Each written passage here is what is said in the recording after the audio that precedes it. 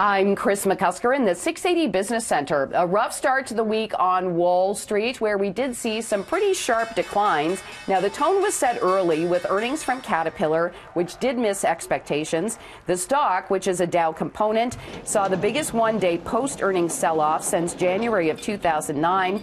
Shares in Nvidia didn't help either. That stock off by 15% at one point, its worst day since November 16th, after the company warned it would miss holiday quarter revenue expectations by a wide margin due to deteriorating macroeconomic conditions, including China. Now, speaking of China, trade talks with the U.S. expected to restart this week.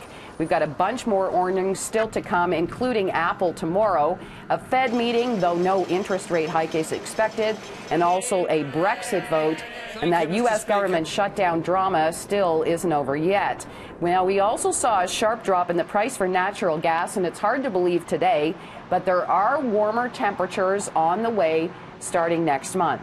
Not a ton of movement on Bay Street by comparison. It's still looking at a year-to-date gain of about 7%. A big decline today in shares in SNC-Lavalin, the biggest one-day drop since 1992. That's 26 years, down 31% at one point. The Canadian engineering company issued a warning today, saying its full-year 2018 results will be lower than expected. Part of the problem is a mining issue, but the company also says it's experiencing trading challenges in its oil and gas business in the Middle East and in Saudi Arabia in particular. A Loblaw's warehouse in Durham region could be hit with a strike.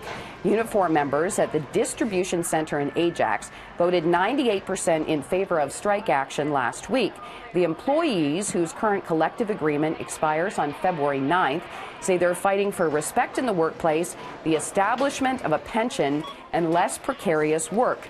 About 1,000 people are employed at the facility, and it's responsible for delivering goods to customers and stores across the province.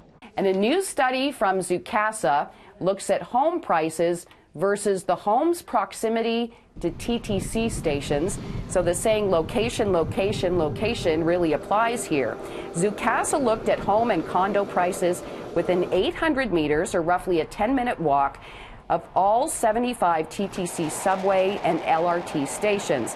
The most affordable stations for homes, Ellesmere tops the list, followed by Midland and Lawrence East. When it comes to condos, Kennedy is the most affordable, followed by Lawrence East, while Summerhill is the least affordable, followed by Rosedale and St. George. I'm Kris McCusker in the 680 Business Center for City News.